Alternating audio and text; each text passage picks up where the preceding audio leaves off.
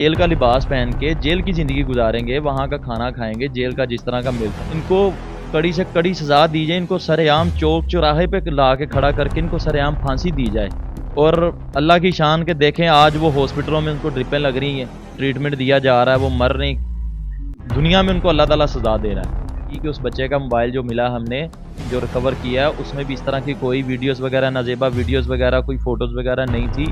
ये मुलज़िम झूठ बोल रहे हैं। अस्सलाम वालेकुम नाज़रीन, मैं हूं एडी मलिक। रईस केस में बहुत अहम पेशरफ्त हुई है कि मुलजमान को अब जेल भिजवा दिया गया है। मुलजमान की जो अय्याशियां, जो उनके शहाना माहौल चल रहा था थाने में, आप लोगों ने देखा और आप लोगों ने उस पर तनकीद भी की कि इन लोगों को ऐसे मेहमानों की तरह बनाकर पुलिस ने जो है वो थाने में बिठाया हुआ है, जबकि मुलजमान के साथ ऐसा सलूक नहीं किया जाता। आज जब उनको अदालत से रिमांड, जो पुलिस ने मजीद रिमांड हासिल करने की कोशिश की, तो मुअज़्ज़ज़ अदालत ने उनकी जो इस्तदा थी उसको मुस्तरद करते हुए दोनों मुलजमान को, फरहान और आमना को, जेल भिजवा दिया गया।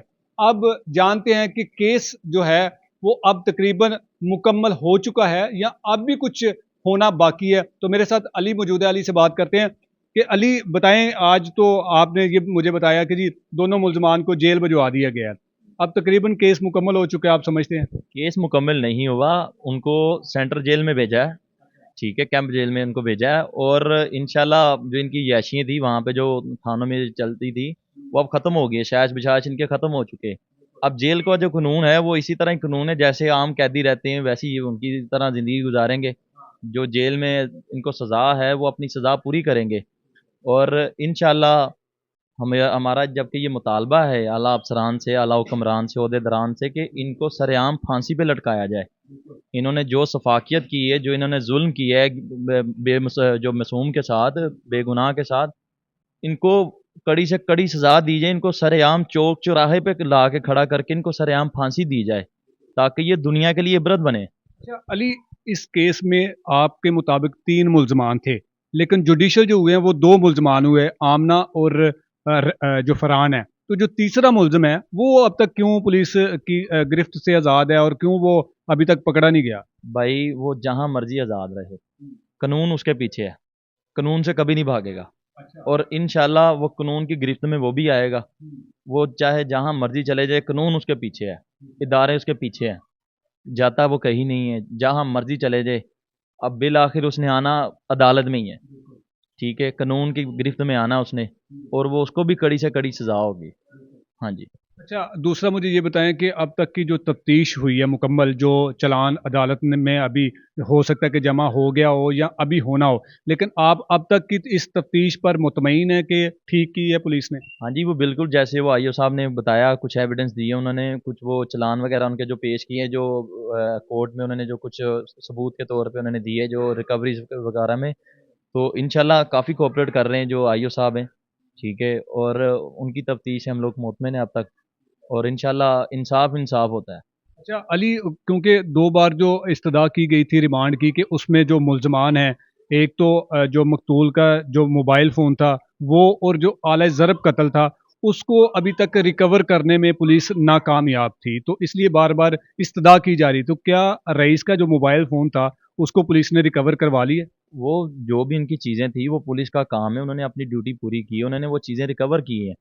वो चीज़ें उन्होंने रिकवर की हैं, उनकी वो रिस्पॉन्सिबिलिटी थी कि ये मर्डर केस है 302 का, ये कोई मोबाइल चोरी का केस नहीं है, ठीक है, जो स्नैपिंग वगैरह कोई इस तरह का कोई केस नहीं है, ये 302 का है। और फिर सफाकियत है कि एक इंसान की लाश की बेहुरमती की गई है। वो इतना बड़ा सान्या हमने पाकिस्तान में इतना बड़ा सान्या कभी नहीं देखा, ठीक है, जो हमारे साथ हुआ है, हमारे बच्चे के साथ इन्होंने सफाक मुलज़िमों ने किया है। और इंशाल्लाह ये कानून की गिरफ्त में है, इनको माफ़ी नहीं मिलेगी। इन्होंने कुरान उठाए, झूठे कुरान उठाए, हमारे बच्चे के ऊपर, वो इसको टॉर्चर करते रहे, उसकी कब्र को बहतान लगाते रहे। और अल्लाह की शान के देखें, आज वो हॉस्पिटलों में उनको ड्रिपें लग रही हैं, ट्रीटमेंट दिया जा रहा है, वो मर नहीं। दुनिया में उनको अल्लाह ताला सजा दे रहा है, अभी तो कानून ने सजा देनी है। अच्छा अली, जो मुल्ज़मान थे उनकी जानिब से ये कहा जाता था कि जो रईस का जो मोबाइल उस घर में रह गया था, उस मोबाइल से कुछ ऐसी चीज़ें भी बरामद हुई हैं। क्या पुलिस ने आपको उनमें से कोई भी ऐसी चीज़ एविडेंस के तौर पर या आपको बताया हो कि आपका भाई के मोबाइल से जो ऐसी जो नाजेबा किस्म की चीज़ें थी वो रिकवर हुई हैं, कोई ऐसी चीज़ आपको मिली हो? देखिए, ये इंचार्ज साहब ने भी अपने वीडियो बयान में यही कहा है कि जो चीज़ें थी वो काफ़ी चीज़ें हमने रिकवर कर ली है। मोबाइल फॉरेंसिक के लिए भेजे थे इनके, वो जो चीज़ें इस तरह के शवाहिद है जो हम लोग मीडिया पे शेयर नहीं कर सकते। ठीक है, इससे क्या ज़ाहिर होता है कि मोबाइल इनके रिकवर हुए हैं, उसमें बहुत सारी चीज़ें मिली हैं, जो वीडियोज़ थे वो फॉरेंसिक के लिए गई थी। पता चला कि यही मुजरिम की वीडियोज़ हैं, ये वॉइस भी उसी की है, बनी भी उसी के मोबाइल से हैं, इनके घर की बनी है, वो हर चीज़ की पुलिस तस्दीक कर चुकी है। ठीक है? नहीं, मेरा सवाल है कि जो मुल्ज़मान का इल्ज़ाम था कि रईस का जो मोबाइल उनके घर पे रह गया था, उस मोबाइल में जब फरहान ने उसको ओपन किया किसी भी तरीके से, तो उसमें से कुछ ऐसी कुन बच्चों के साथ कोई नाज़ेबा हरकतें करते हुए कुछ वीडियोज़ थी। आपको पुलिस ने कोई तफ्तीशी अफ़सरान ने कोई ऐसी चीज़ दिखाई हो? ऐसा उसके फ़ोन में कुछ नहीं था, ठीक है? जबकि वो पुलिस वालों ने जो इंचार्ज साहब थे, उन्होंने भी इस चीज़ की तस्दीक की कि उस बच्चे का मोबाइल जो मिला हमने, जो रिकवर किया, उसमें भी इस तरह की कोई वीडियोज़ वगैरह, नाज़ेबा वीडियोज़ वगैरह, कोई फ़ोटोज़ वगैरह नहीं थी। ये मुलज़िम झूठ बोल रहे हैं, ठीक है? ये कानून की गिरफ्त में ये झूठ बोल रहे हैं। और जैसे ही दुनिया जानती है कि अल्लाह की लाठी बहुत बेआवाज़ होती है, जिसको पड़ती ना, तो पड़ जाती है। अब इनको पड़ी है ना, तो ये इनके होश जो है ना, वो इनके वो ठिकाने नहीं है। अच्छा अली, मुझे आखिर में ये बताइएगा कि आज जब अदालत ने इनको मुल्ज़मान को जुडिशल रिमांड पर जेल भिजवाने की जब ऑर्डर जारी किए, तो इन दोनों के चेहरे पे के जो तासरात थे वो कैसे थे? तो तासुरात तो इस तरह थे, आप समझते हैं कि जब एक बंदे को जेल का ऑर्डर हो जाए कि जा अब तू जेल में कोटलियों में जाके सड़ मर जो मर्जी कर, वो सजा जेल वाले ने देनी। वो जेल का अमला उनने उन लोगों ने इनको सजा देनी है, किस तरह देनी है? 302 के मुजरिम है, ये दुनिया जानती है कि 302 के मुजरिम हो, और ख़ास तौर की इतनी सफाकियत वाले मुजरिम हो, उनके साथ किस तरह का सलूक किया जाता है। बाहर तो ये आते जाते थे, जब पुलिस स्टेशन में थे, 1 महीना तकरीबन 12 दिन ये वहाँ पे रहे हैं, और ये आप लोग भी जानते हैं कि इनकी कैसी वो डेली बेसिस पे इनको चेंजिंग मिलती थी। अब वो चीज़ें ख़त्म हो चुकी हैं मेरे भाई। अब ये ज़िंदगी गुजारेंगे जेल की तरह। वो जेल का लिबास वो पहनेंगे। जेल का लिबास पहन के जेल की ज़िंदगी गुजारेंगे, वहाँ का खाना खाएँगे, जेल का जिस तरह का मिलता है, जेल की वहाँ दाल खाएंगे। जेल की दाल खाएँगे, जिस तरह की चीज़ें आपको पता है, जो उनके रूल्स हैं, उनके रूल्स के मुताबिक चलेंगे।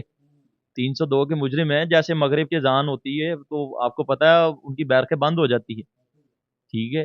और इंशाअल्लाह इनको सज़ा मिलेगी, दुनिया और आखिरत में मिलेगी। आखिर में मुझे बताइएगा कि क्योंकि आज आपको बहुत ज़्यादा मसरूफियात है, क्योंकि सुबह जब अगली सुबह क्योंकि चेलम है रईस का, तो आप मुझे बताएं कि किस तरह से वो आप कर रहे हैं सारा कुछ अरेंज? बस अल्लाह के सुपुर्द ही कर रहे हैं, जो कर रहे हैं आपके सामने ही है। इतने लोग, काफ़ी जो दोस्त हज़रात हैं, कुछ बहुत सारे जानने वाले जिनको तो अभी तक पता ही नहीं कि रईस के साथ हुआ क्या, इनका भाई था, ठीक है? वो हमारे साथ राब्ता कर रहे हैं, उनको पता चल रहा है कि जैसे कि रिश्तेदार हैं, बहुत सारे भाई हैं, वो उनके बिहाफ़ पे सब कुछ हो रहा है, अल्लाह की मदद से हो रहा है, ठीक है? और कल देखेंगे आप इंशाल्लाह, लोगों का यहाँ पे एक समंदर होगा, अवामी समंदर होगा, एक हमदर्दी के नाते, कि बच्चे के साथ सफाकियत हुई है। दुनिया देखेगी कि उस बच्चे की हिमायत में कितने लोग आए हैं। लोगों का समंदर जब आप भी दिखाएँगे अपने नाज़रीन को, तो देखने वालों को भी पता चल जाएगा कि इस बच्चा हक था, ना हक था। ये सारी चीज़ें खुल के सामने आ जाएँगी। जी बिल्कुल नाज़रीन, आपने जो आज की जो कार्रवाई थी वो उसके बारे में सुना कि मुल्ज़मान को अब जेल भिजवा दिया गया है। अब जो मुल्ज़मान के जो शाहाना वहाँ पे जो इनका रहन-सहन था, जो कि आए रोज़ मुख्तलिफ़ किस्म के ड्रेसेस चेंज करते थे और मुख्तलिफ़ किस्म के बयानात भी आपने इन मुल्ज़मान के सुने, लेकिन अब आपको ये कहीं नज़र नहीं आएँगे।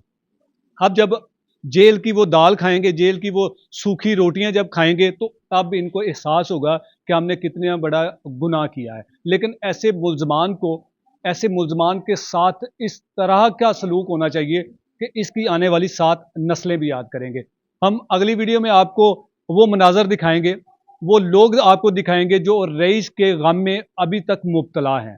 वो रईस से कितनी ज़्यादा मोहब्बत करते थे, क्योंकि रईस को आज तकरीबन 40 रोज़ हो गए इस दुनिया फ़ानी से कूच किए हुए। तो आज उसका जो चेलम का ख़त्म है, हम उसके भी तमाम तर मनाज़िर आपको दिखाएँगे, और ताकि आप लोगों को महसूस हो कि इतना बड़ा ज़ुल्म करने वालों के ख़िलाफ़ अब क्या कार्रवाई होनी चाहिए। मेरा मुतालबा आपसे और बल्कि पूरी दुनिया का ये मुतालबा है कि इस केस को और इस केस में जो मुलव्वस मुल्ज़मान है, उनको इबरत का निशान बनाया जाए, ताकि आइंदा कोई भी ऐसा शख्स इस तरह का कदम उठाने से पहले 1000 बार सोचे। तो अगली वीडियो में मुलाकात होगी, तब तक के लिए अल्लाह निगहबान।